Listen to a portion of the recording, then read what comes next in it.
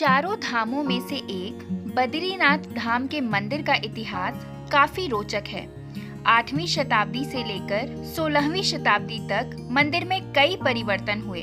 कई बार हुई त्रासदी के बाद मंदिर का पुनः निर्माण हुआ और आज यह सनातन धर्म का प्रमुख तीर्थ स्थल है। हालांकि श्री हरि का यह धाम शुरू से ही मंदिर रूप में नहीं था और न ही विष्णु भगवान की मूर्ति यहाँ स्थापित थी। यह भगवान विष्णु को समर्पित है। ये मंदिर भारत के उत्तराखंड में बद्रीनाथ शहर में स्थित है। यह अलकनंदा नदी के बाएं तट पर नर और नारायण नामक दो पर्वत श्रेणियों के बीच स्थित है। ये चार धाम और छोटा चार धाम में से भी एक तीर्थ स्थल है। ये पंच बद्री में से भी एक बद्री है। यह मंदिर भगवान विष्णु के रूप बद्रीनाथ को समर्पित है। ऋषिकेश से यह 214 किलोमीटर की दूरी पर उत्तर दिशा में स्थित है। प्राचीन शैली में बना विष्णु भगवान का ये मंदिर बेहद विशाल है। इसकी ऊंचाई करीब 15 मीटर है। माना जाता है कि आदि गुरु शंकराचार्य ने 8वीं शताब्दी में मंदिर का निर्माण करवाया था। शंकराचार्य की व्यवस्था के अनुसार मंदिर का पुजारी दक्षिण भारत के केरल राज्य से होता है। यहाँ भगवान विष्णु का विशाल मंदिर है और ये पूरा मंदिर प्रकृति की गोद में स्थित है। यह मंदिर 3 भागों में विभाजित है: गर्भगृह, दर्शन मंडप और सभा मंडप। बद्रीनाथ जी के मंदिर के अंदर 15 मूर्तियां स्थापित हैं। साथ ही साथ मंदिर के अंदर भगवान विष्णु की 1 मीटर ऊंची काले पत्थर की प्रतिमा है। इस मंदिर को धरती का बैकुंठ भी कहा जाता है। बद्रीनाथ मंदिर में वन तुलसी की माला, चने की कच्ची दाल, गिरी का गोला और मिश्री आदि का प्रसाद चढ़ाया जाता है। पौराणिक कथा के अनुसार यह मंदिर शिव भूमि के रूप में व्यवस्थित था। भगवान विष्णु अपने ध्यान योग के लिए एक स्थान खोज रहे थे और उन्हें अलकनंदा के पास शिव भूमि का स्थान बहुत भा गया। उन्होंने वर्तमान चरण पादुका स्थल पर ऋषि गंगा और अलकनंदा नदी के संगम के पास बालक रूप धारण किया और रोने लगे। उनके रोने की आवाज सुनकर माता पार्वती और शिव जी उस बालक के पास आए और उस बालक से पूछा कि तुम्हें क्या चाहिए। तो बालक ने ध्यान योग करने के लिए शिव भूमि का स्थान मांग लिया। इस तरह से रूप बदलकर भगवान विष्णु ने शिव पार्वती से शिव भूमि को अपने ध्यान योग करने हेतु प्राप्त कर लिया। यही पवित्र स्थान आज बद्री विशाल के नाम से भी जाना जाता है। बद्रीनाथ मंदिर का नाम बद्रीनाथ कैसे पड़ा, इसके पीछे एक रोचक कथा है। पौराणिक कथाओं के अनुसार एक बार जब माता लक्ष्मी भगवान विष्णु के पैर दबा रही थी, उस समय वहां से एक ज्ञानी संत गुजर रहे थे, जिनकी नजर अचानक भगवान विष्णु और माता लक्ष्मी के ऊपर पड़ी। इन्हें देखकर संत जी नाराज हो गए कि भगवान विष्णु खुद तो लेटे हुए हैं और अपनी पत्नी से काम करवा रहे हैं। महाराज संत द्वारा भगवान विष्णु की इस बात की आलोचना करने पर भगवान विष्णु क्रोधित होकर वहां से चले गए और बद्रीनाथ के क्षेत्र में जाकर घोर तपस्या करने लगे। इतना सब कुछ देखने के बाद माता लक्ष्मी भी वहां पहुंची और भगवान विष्णु की तपस्या में कोई बाधा उत्पन्न ना हो, इसलिए माता लक्ष्मी ने बेर, जिसे बद्री भी कहा जाता है, के 7 वृक्ष धारण कर लिए और भगवान विष्णु की सेवा में लग गई, ताकि धूप, बारिश और हिमपात से भगवान विष्णु की तपस्या में कोई बाधा उत्पन्न ना हो। तपस्या खत्म होने के बाद जब भगवान विष्णु ने लक्ष्मी देवी को बेर के वृक्ष में देखा तो उन्होंने माता लक्ष्मी से कहा कि देवी, आपने मुझसे अधिक तप किया है, इसलिए मेरे नाम से पहले आपका नाम होगा। माता लक्ष्मी बेर यानी बद्री के वृक्ष का रूप धारण करके अपने पति, जिसे नाथ और स्वामी भी कहा जाता है, भगवान विष्णु को छाया दे रही थी और यही कारण है कि इस मंदिर को बद्रीनाथ कहा जाता है। बद्रीनाथ मंदिर की पौराणिक मान्यताओं के अनुसार जब गंगा नदी धरती पर अवतरित हो रही थी तो गंगा नदी 12 धाराओं में बट गई थी। इस जगह पर मौजूद धारा को अलकनंदा के नाम से जाना जाता है।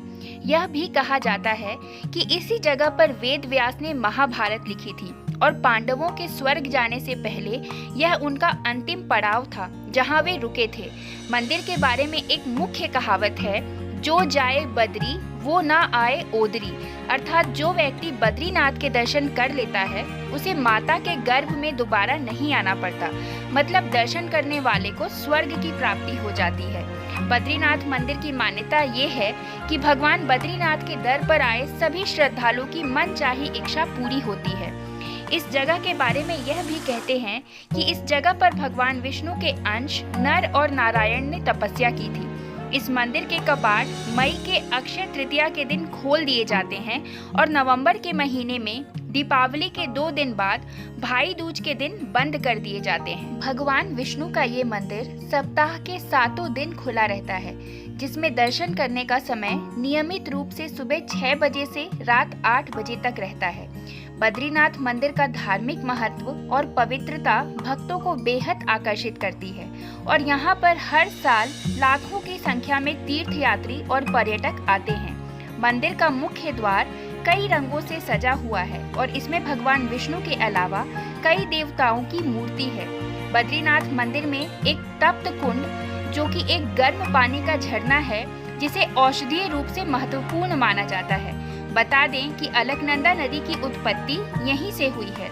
अपनी पवित्रता और निर्मल सुंदरता के साथ यह मंदिर भक्तों और पर्यटकों को एक अलग दुनिया में ले जाता है। अगर आप अपने पापों से मुक्त होना चाहते हैं और अपने मन को अद्भुत शांति देना चाहते हैं तो इस मंदिर की यात्रा जरूर करें।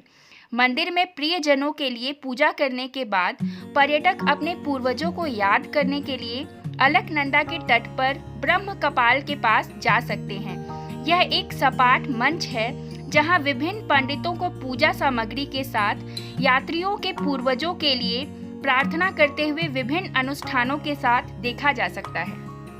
बद्रीनाथ मंदिर के अलावा पर्यटक भीम पुल, व्यास गुफा, गणेश गुफा, शेष नेत्र, पंचधर्म और पंचशिलाओं की भी यात्रा कर सकते हैं, जिनमें से प्रत्येक का अपना पौराणिक महत्व है। मई से जून माह के बीच बद्रीनाथ की यात्रा पर जाना अच्छा माना जाता है। इसके अलावा पर्यटक सितंबर से अक्टूबर के बीच भी इस मंदिर की यात्रा कर सकते हैं। गर्मियों में बद्रीनाथ धाम का तापमान 18 डिग्री रहता है, वहीं साल भर यहाँ न्यूनतम तापमान 8 डिग्री तक रहता है। मॉनसून के दौरान मंदिर बंद रहता है क्योंकि भूस्खलन तीर्थयात्रियों की यात्रा में बाधा उत्पन्न कर सकता है। हिंदुओं के 4 धाम तीर्थ स्थलों के नाम हैं बद्रीनाथ, द्वारका, जगन्नाथ और रामेश्वरम।